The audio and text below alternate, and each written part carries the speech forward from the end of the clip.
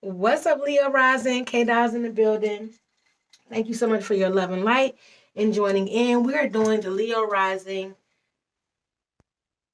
birth chart interpretations. I guess we could just say that. I was going to say something different, but let's just go with it. This light is bright as fuck. This light is on Leo, okay? It's super bright and I low-key can't take. Like, Leo, can we just turn y'all down for just a second? Like, here we are. Here we are. Cause baby. Okay. All right, Leo Rising. So let's get into it. So today's birth chart interpretation, we're gonna go over your first house, your fourth house, your seventh house, your 10th house, and possibly your 12th house if we have time. The reason we're going through the first, the fourth, the seventh, and the 10th is because these are your personal houses, these are your angular houses, and these houses not only help you better understand your foundation, but it helps to understand one, first house, ego, how you see the world, how you perceive the world, how you want the world to perceive you. Fourth house, how where you grew up, where you came from, how were you nurtured. It talks about the parental energy that was given to you, the parental love, guidance, those kind of things, as well as a relationship with your mother and your ancestors. The seventh house is about your relationships, whether these be karmic relationships or just everyday relationships, whether it be with the public, more of interpersonal, not the public. I'm sorry, that's 10th house, but whether it be interpersonal relationships, whether this is platonic or exclusive, honey, or this is partnerships, business partnerships, and things like that. Is highlighted here. Open enemies is highlighted here in the seventh house. So we're gonna get a little bit into your seventh house, and then the 10th house. Like I said, these are the public relationships. This is how you want to be seen in the public, how you want to show up in the public. Your career, things that may highlight the type of careers that you are interested in, or the type of careers that you will excel in, as well as how you, again, like I said, how you would like to be seen in the world professionally. That's a good way to say the 10th house. And then the 12th house, this is more about the things that is hidden, the things that are lost, the things that are locked within that subconscious that maybe you aren't able to tap into readily. Also places where you go to escape. So that's 12th house energy. And 12th house for a Leo rising would be Cancer in the 12th house. So that'd be interesting. So I haven't really thought about that one. So we might get time to unpack each child. If not, we'll do what we gotta do. But I am kind of curious to unpack that. But anyway, all right, y'all. So Leo rising, thank you so much for being here. I kind of explained the houses, how we gonna hit, how we gonna come. So with Leo in the first house, let's go ahead and talk about it. When you are Leo rising, Leo is in your first house. That means Leo is your chart ruler. So Leo in the first house is ruled by the sun. So the sun is your chart ruler, essentially, because Leo is in your first house, right? The sun rules Leo. Right, that's how we made that connection. So the sun rules your entire chart. So no matter where your moon, no matter where your Mars, your Jupiter, your sun, any of that, no matter where any of that is, the sun rules your chart. And your sun, being that it rules your chart, think about this as like the sun being the father, right? Like the father of your chart, right? Because the sun rules the father, rules that masculine energy. But let's just say the sun being like the father of your chart, right? And then wherever your sun sign is like the junior to that father. So that father is going to big up that junior no matter where it's at. So no matter where your sun is at, being that you are ruled by the sun, that is going to be sending life and vitality to your sun no matter where your sun is. So if your sun is in an Aki position, things like that, it's going to be sending light and vitality to your sun. Now, being that you have a Leo rising, which is Leo in your first house is Mars energy, right? The sun and Mars get along, actually. So you good to go right there. That's what I'm saying. So wherever your sun is in your chart, your rising sign is amplifying that. And if your sun is in your first house, then even better for you, honey. Let's go. Let's talk about it in the comments. But let's get back into it because I don't want to lose nobody, okay? Including myself. All right. So Leo in the first house, what would that mean for you? what would that look like for you? Honey, Leo in the first house is royalty. You know what I'm saying? Everything you do, everything you touch is of a higher echelon. It's of an essence to where you say I threw my hair back, because that's Leo energy, right? It's grabbing the bag and getting the bag, holding the bag. You know what I'm saying? Leo energy is not only royal energy, but Leo energy is the energy of success and striving to higher dimensions of not only education, but as well as entertainment and self-pleasure. So when it comes down to Leo in the first house, you are a person who displays a sense of not only having a good time, but you are not shy of, again, throwing a lavish party, you know what I'm saying, or having a party or having a good time to where it's tailored to your friends, because Leo in the first house is definitely about making a friend group, or making their friends their family, right? So these are people who are seeking out in the world different groups, or have different groups of people within their life that has come into their life and has grown this family-like bond, because Leo is a sign of not only friendship, companionship, but loyalty. So Leo in the first house makes you not only a very loyal person, but a person who is dependable, a person who is very creative, a person who is very well dressed, and a person who has a very good taste, honey, okay? So that is Leo in the first house. This is how you will show up to the world, right? You are a person who is smart, who is well dressed, who is a leader of the gang, a person who is seeking the truth and is not going to allow you to tear them down or to deter them from their own beliefs or ideas. Leos are really big on that, because Leo's a fixed sign. Let's talk about that. So in your first house, we have fixed fire energy. So not only are you fixated within your beliefs and your ideas, but you're fixated in your beliefs and ideas whenever it comes down to how you're inspired, or how life is, or how you are inspired, how life is inspiring you. So you are a person who is very, you know what I'm saying, lock and key when it comes down to the things that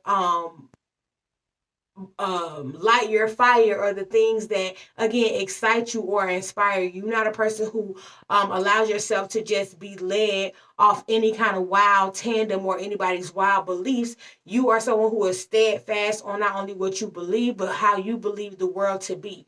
Leo is also a very practical sign as well, because like I said, these people are very well educated. These Leo in the first house is also seen for their education.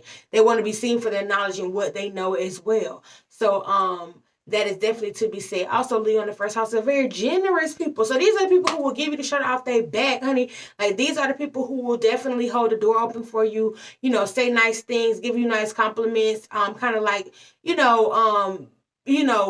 I feel like Leo in the first house is like a person who really puts their friends and others on a pedestal. You know what I'm saying? Because again, this is the lion, this is that regal energy, and this is not only how they want to be seen, but this is who they are and how they're showing up to be. So this is what they expect of their friends. So they also expect for their friends and their family, or people who they deal with, because we're talking about the first house, the relationships that they deal with, to be of essence, to be of regalness, right? So they definitely want their partner or their friends to, be also well dressed and charming, and people of good standards, and also people of high regard. You know what I'm saying? That's also to be said. So let's move on to the fourth house before we get too excited. What else? Let me see. Also, Leo in the first, when we talk about physical appearance, this is someone has like a slender face, but very chiseled, very defined face. Big hair, or maybe no hair at all, and that is the statement. Like, this is a statement, honey. This is alluring. This is bringing you in. This energy right here is bringing you in for a Leo rising, right?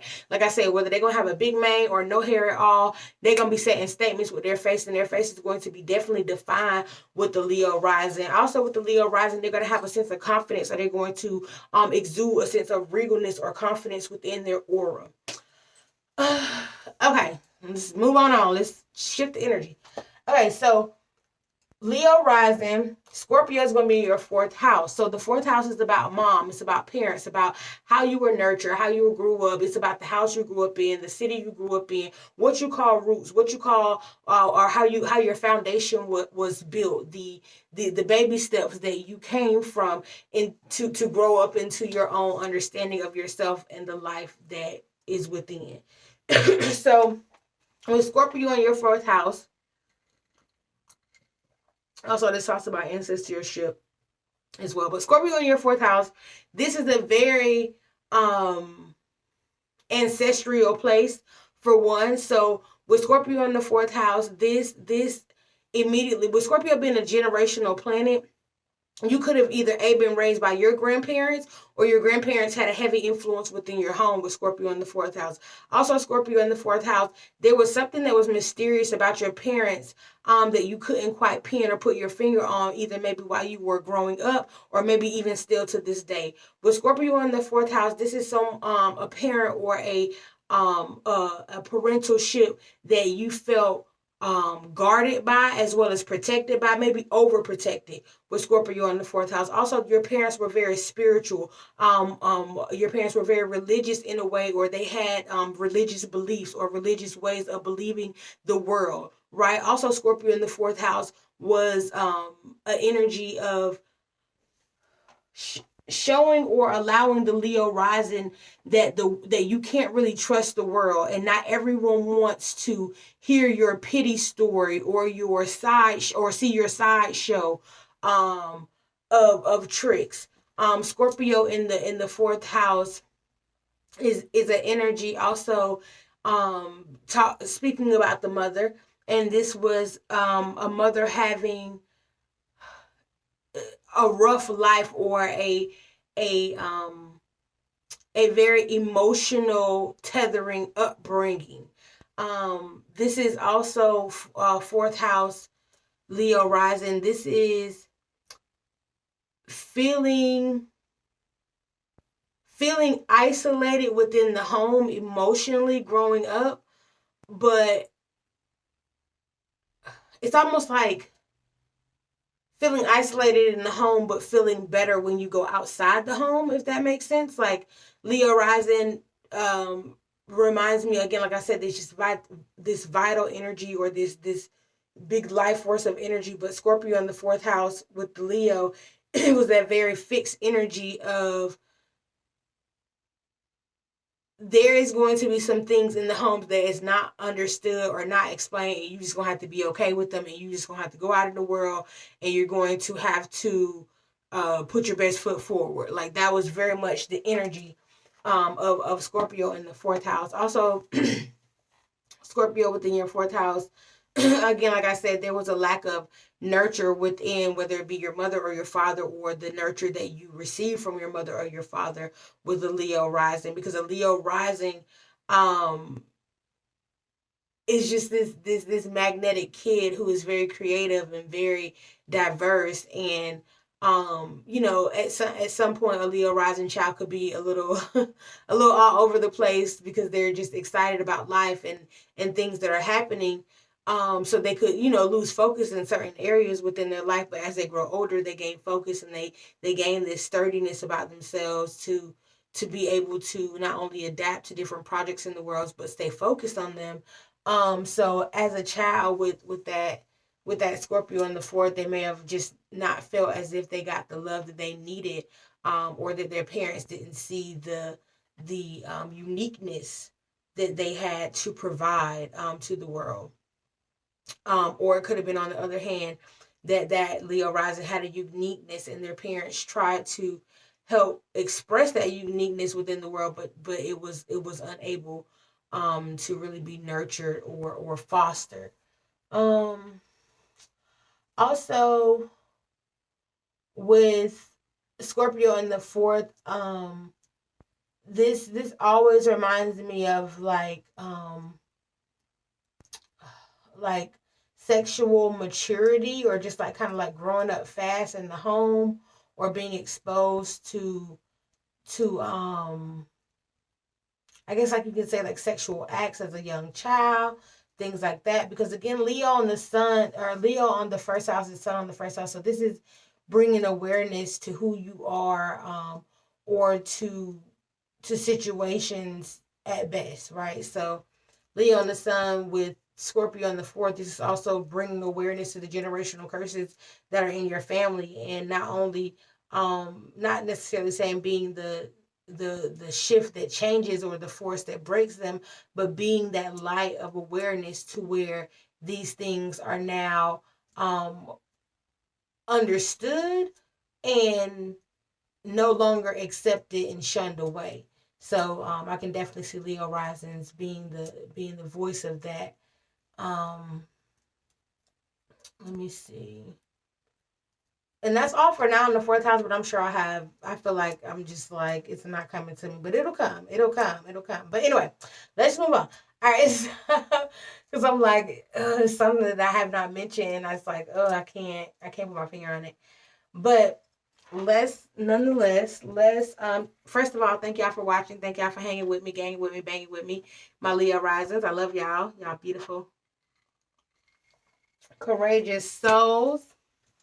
Honey, like I say, honey, you can't trick a Leo, honey. And that's on period.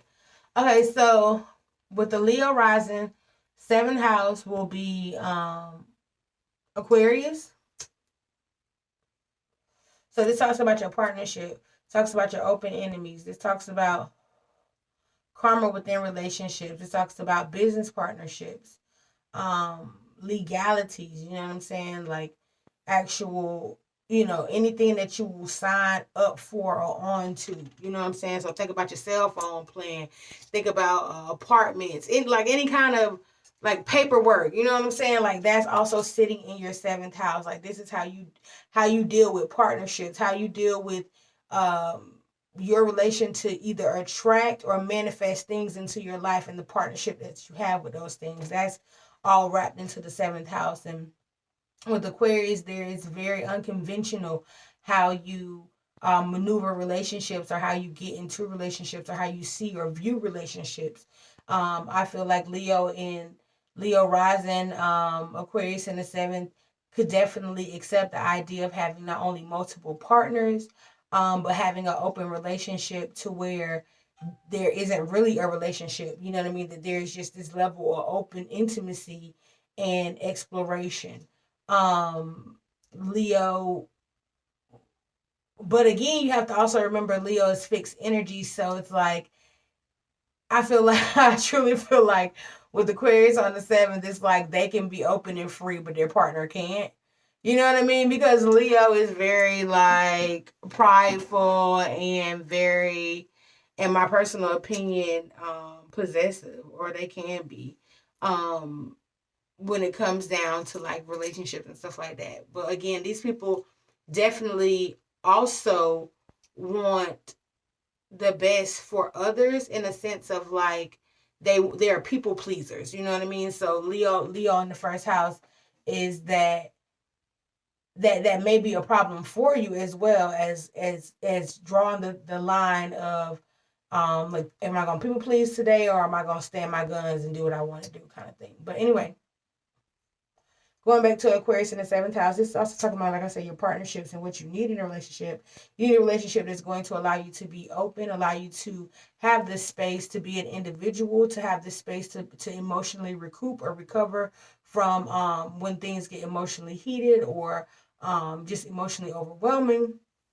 So you definitely need that in a partner, as well as you need a partner that's intellectual, someone who's going to feed your mind. Leo risings need a partner who is going to feed their mind, who is going to feed the fire within their soul, the inspiration within their soul, someone who's going to encourage them, support them, uplift them, validate their whys in the world. Right, like I said, Leo risings are people who are truth seekers, who are domineering. These people rise with the sun, so they rise on apex energy. These are people who are always looking for that elevation or that positive layer of life. So very important for their partner to push them towards that positivity. I'm leaning back. I done got comfortable, Leo vibes. Like I'm just in my vibe. But anyway, they're looking for that within their partner, someone who is going to support them, to uplift them, but also give them their space to win, to thrive, to be creative in the world. Because again, Leo risings are about self-expression. These people are about my words went away from me. I'm sorry, Leo risings. like, dang, where did it go? These people are about just like not only expressing self, but enjoying the leisures of life as well as working hard and finding the truths of life. That wasn't where I was going with it, but I kind of got lost in where I was going. Dang, it'll come back though. But yeah, so in a partner, y'all definitely need something that's unconventional. You know what I'm saying? Not any storybook love life, any of that. You know what I'm saying? You probably need somebody who gonna take you back a couple times. You know what I'm saying? Who gonna love you regardless. You know what I'm saying? For your unique self, for the way that you love. Because a Leo rising, this is the person who could shower you with love or shower you with gifts, or they can shower you with none of that at all. If they're not feeling like the fire is coming from you. You know what I'm saying? They need a person who is passionate, but again, like I said, someone's going to feed their mind. They need somebody who won't feed their mind, baby, honey. That intellectual space is everything for a Leo rising. And being able to communicate with their partner is very important as well. So also too, within when it comes down to contracts and the legalities and things like that, Leo rising is definitely making sure that you are taking the time to go over the necessary small print, or getting those lawyers, or getting whatever is needed for you to understand the details within contracts, the details within relationships, the details within other people's expectations. Because within that Aquarian nature in your seventh house, there is an era of unconventional loving or being when it comes down to relationships. And if you have a partner that comes within the space that isn't receptive to that way of loving or being loved, there could be a miscommunication or mishaps within that space. But that is definitely something that a Leo rising um, yearns for, is just that uniqueness in a partner. Someone who is not trying to live their life like everyone else. Someone who is, satisfied with their way of advancing in the world. So, yeah, I think that's all to be said for that. Leo rising with Taurus in the 10th house. So our 10th house is our status in the world, our professionalism, how we want to be seen in the world within our status, our career. And you have Taurus here. So this is the energy of, slow but steady changes. This is the energy of work hard, play hard, as well as climbing to the top. So that Taurian energy is very stubborn. So when it comes down to the workplace, you may be a person who is stubborn and focused on exactly your goals and exactly where you're going, but also very detail oriented within your career, or needing a career that is detail oriented, so that not only you can showcase your ability to really unpack a situation, but to really understand your work. So with Taurus in the 10th house, this is also um I think of Taurus nature is just like getting back to earth, getting back to Mother Nature as well. So having a job that allows you to be grounded, allows you to be practical, allows you to get to worldly needs or worldly matters. I feel like Taurus in the 10th house. Um, I feel like a judge energy, you know what I mean, a lawyer, things like that.